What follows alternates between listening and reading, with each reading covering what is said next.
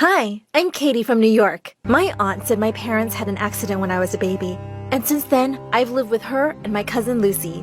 But you'd never guess another kid lived in this house. All the wall frames had pictures of just Aunt and Lucy. Lucy had the biggest room bursting with toys and books. Lucy had so many clothes, she had another room as a closet. And me? Well, I lived in the attic with her hand-me-downs. But I didn't care. All I ever really wanted was for Aunt to love me like she loved Lucy. So I did whatever Aunt asked me. I served her breakfast in bed, polished her shoes, painted her nails, but somehow she was just never happy. Once when I was 10, a new neighbor came to visit Aunt, and she looked awestruck when she saw me. What a beautiful child! That gorgeous red hair and those adorable dimples. Adorable? They're just dents in her face. Stop smiling, Katie. You look like a moron. Go get us tea. I went to the kitchen, spat in Aunt's tea, and gave her the cup with a very serious face. There. But soon after I turned 13, my whole life was transformed. One day at breakfast, Aunt was going through the mail when suddenly she spat out her cereal. Just then, I saw the letter she was reading had my name on it. Hey, what's that? But Aunt had already jumped off her chair, and she threw the letter in the fireplace. Why'd you do that? It was mine! I saw my name! And who would write to you? You didn't see anything.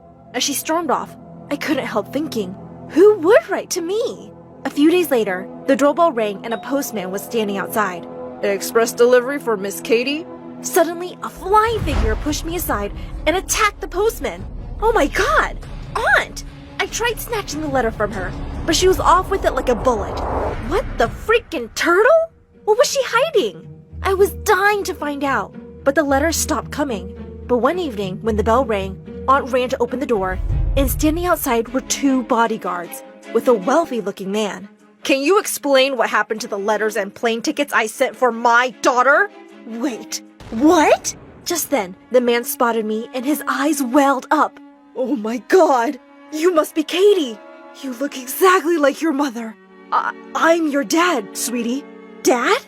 You're my dad? Why didn't you come for me before? He tearfully explained that he and Mom had gotten divorced before I was born, and she told him never to get in touch. He found out just recently that Mom had an accident so long ago, and he tracked me down. As we hugged tight, I turned around to Aunt. You made me think he wasn't even alive. And why were you keeping the letters for me?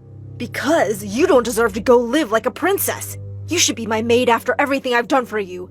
You've used me all these years. Used you? I did everything you ever asked, just so you'd love me. Did you ever love me at all? Even a little? No, how could I? You're like a toothache that just never goes away. That's what I was? Dad told me to pack my things immediately. But before going, I made sure to rub Aunt's toothbrush inside the toilet. Then I took Dad's hand and left without even saying goodbye. We flew over to New York, and I was shocked at the size of Dad's mansion. And my room was 5 times bigger than Lucy's. This was freaking awesome! As Dad was showing me around the house, I suddenly saw a tall woman staring at me coldly from a distance. Dad was married, so that must be my stepmom? Mary, there you are. Come meet Katie. But Mary just turned away and slammed the door behind her. Later that night, I walked past their bedroom to hear Dad and Mary talking in loud voices. It's her first day here, Mary. Think how unwelcome she must have felt. What about me? You just expect you'll bring a child home and I'll start loving her like she's my own? I crept away without hearing any more. Great. Another mom figure who already hated me. When I went down for breakfast the next morning, Dad greeted me with a smile, and so did Mary. Sorry, Katie. I wasn't feeling too well yesterday. I hope you slept well? Yeah, as if she cared. When I asked Dad for the orange juice, Mary quickly got up to pour it for me, and she dropped the whole jug in my lap. Oh my god, what are you doing? I'm so sorry. It just slipped from my hands. I know you don't want me here, but you don't have to be so petty. With that, I stormed off. Her whole innocent act was fake, and she proved me right soon enough. A few days later, I was walking over to the sofa in the living room when suddenly, I tripped over something. I went flying straight into this weird statue, and I stared at the wreck in horror. Mary leapt up angrily from her armchair. Oh my god! How could you be so clumsy? Do you know what that's worth? Just then, Dad burst into the room, and behind him were some guests. What happened? We heard a loud crash. Oh, honey, Katie broke the statue by accident, but thankfully she's not hurt. Dad looked really upset but stayed silent. I couldn't stop myself though. You were just shouting at me, but the minute Dad came in, you became an angel? What? No, I was just shocked. I didn't mean to shout. Stop acting, Mary. You just want me to look bad in front of Dad. I think you tripped me up with your leg. What? You little brat, how dare you? You must have tripped on the carpet. That's enough. In case you both forget, we have guests. Kitty, please go to your room. I walked off angrily and slammed my door shut. I didn't trust her one bit. Dad got me enrolled in school soon, and I felt nervous walking into the huge building. A few kids were looking at me, and I smiled, and suddenly a bunch of boys were surrounding me. Oh my god, can you do that again?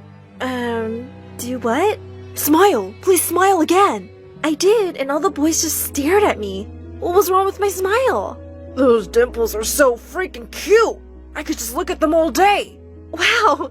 These dents in my face? Boys like these? Just then, a girl pushed through the crowd. Get away from her, you morons! You're scaring her! Hi, I'm Veronica, and I don't have a redhead in my group. You look nice and rich, so we're friends now, okay? Well, she wasn't really giving me a choice. I was part of her popular girls gang now. I love my new school, but it started bothering me really soon that Veronica could be rather mean to other kids. I tried to tell her a few times, but she always said she was only joking. But then one day, I walked into the cafeteria, and I saw her and her friends making fun of a kid on crutches. Hey, Limpy, what would happen if I took away one of your legs? And with that, she pulled away a crutch and he landed hard on the ground. Veronica, are you crazy? He's already hurt. Why are you bothering him? Oh, come on, we're just joking around. But it's not funny. You're just being a jerk bully. Hey, no one talks to me like that, tomato girl. She pounced on me and pinned me against the wall. I pushed her back and she went crashing straight into the chemistry teacher walking by. He dropped all the bottles he was holding, and the vile smell of chemicals had everyone gagging and running out of there. And Veronica and I got suspended for a week. Dad would be so disappointed. When I went down that evening to tell him, he wasn't in his study, but I found freaking Veronica poking her nose through his things. She just picked up a pen and put it in her pocket. What are you doing in my house? Your house? You live here? Since when? You're interrogating me, you thief? Put that pen back right now, or else. Or else? What does that even mean? I leapt at her, trying to reach her pocket as she fought back and screamed. Suddenly, we were pulled apart by Mary and another woman. This witch attacked me! She's the one who got me suspended too, Mom! Katie, Veronica is my guest. Her mom and I are friends. What's going on here? I guess I just have better taste in friends than you. I brushed past her and stormed off. Of course Mary was friends with awful people like herself. A few days later, Dad was away on a business trip, and someone quietly opened my door at midnight. To my surprise, it was Mary, with a hand behind her back. What do you want? Your dad told me it's your birthday, and I just came to say, well, happy birthday. She stepped forward with a cake with candles on it. I never had a birthday cake before. I thanked her awkwardly, and she sat down on the bed.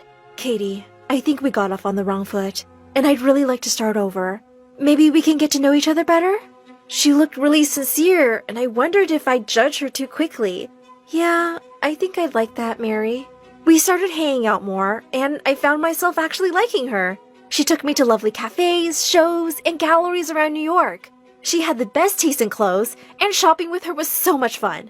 And soon after Dad returned, Mary threw me the most amazing birthday party ever. It was the best day of my life.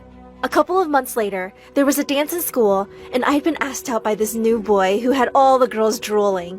That evening, I wore a gorgeous dress Mary had picked out for me. She'd even done my hair and makeup. I received so many compliments, and my date just couldn't keep his eyes off of me. We were slow dancing to a song when suddenly, someone pulled the back of my dress really hard, and I heard the fabric rip. Oh my God! I turned around in horror to see Veronica grinning and holding part of my dress, but everyone was staring at my back, at a long, ugly scar. I'd had it since I was 7, when I fell down the stair once. Look, Marcus, look at that disgusting thing on her back. It's like she's freaking Frankenstein. Suddenly, I leapt forward and slapped her hard. The only monster here, Veronica, is you. I ran out in angry tears and got into my car. I didn't care if anyone knew about my stupid scar. But the only person who could have told Veronica about it was Mary. She'd seen it when she was helping me try on a dress one day. I burst into the living room and started screaming. How could you be such a witch, Mary? You almost made me believe you cared about me.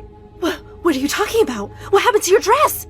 Veronica ripped my dress because you told her about this scar. Even Dad doesn't know. I only told you. And you thought it could be something you'd tell Veronica to use against me? You're the most horrible person I know. You're even worse than my aunt. I hate you! As I cried furiously in my room, Dad came in and hugged me. Sweetheart, there must be some mistake. Mary wouldn't do this. She would. She did. No one else could. Don't defend her, Dad. Just don't. If Veronica thought I was gonna be embarrassed and hide, she was so wrong. I went back to school the next day expecting weird looks and comments. But what happened left me shocked. The principal walked in during the first lesson and said, "The entire class came to me this morning to complain of an incident at the dance yesterday. And there is no way that I will tolerate this kind of behavior in my school. Veronica, you're expelled."